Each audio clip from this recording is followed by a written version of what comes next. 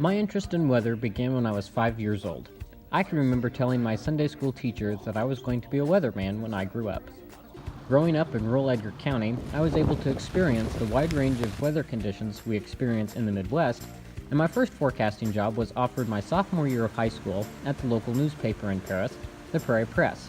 And while I still publish forecasts in its editions, most of my time is now spent in the WEIU Skywatch Weather Center. I came to Eastern Illinois University in the fall of 2017, majoring in geography with a broadcast meteorology minor.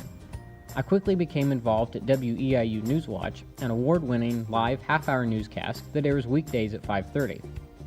I worked production positions initially, but I started training for weather under the supervision of my professor Cameron Craig and Heaven Ritchie, who was the lead forecaster at the time. Heaven taught me many forecasting and presentation techniques, and I made my on-air debut in January 2018 during Newswatch Nightcap. I am now on air Monday through Thursday during the 5:30 show, but the preparation begins a lot earlier. I normally come to the station around 2 p.m. to begin forecasting.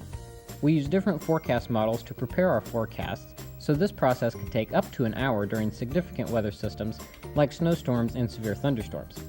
After that, it's on to building the graphics for the show and writing a script for closed captioning. Get dressed, slap on some makeup, and it's time for the show. I normally make 5 appearances during the show, with my main weather block taking up most of the time. Unlike the news and sports segments, weather has no script to read. We explain and talk as we advance through the slides, using the monitors on the sides and on the camera in front of us to guide us on where to point. After the main weather, there's time for a little chit-chat between the anchors, a recap at the end of the show, and that's it for the newscast, but not all for the job.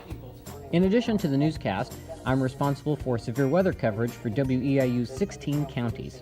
We'll do cut-ins on air, but in this day and age, it's also important to maintain a social media presence, so I post on Facebook and Twitter every night I broadcast as well. Some days are rougher than others, especially the long nights you spend babysitting the radar that make you contemplate sleeping at the station, but I honestly love what I do, and I can't wait to see where my experience at WEIU takes me as I pursue my dream of becoming a broadcast meteorologist.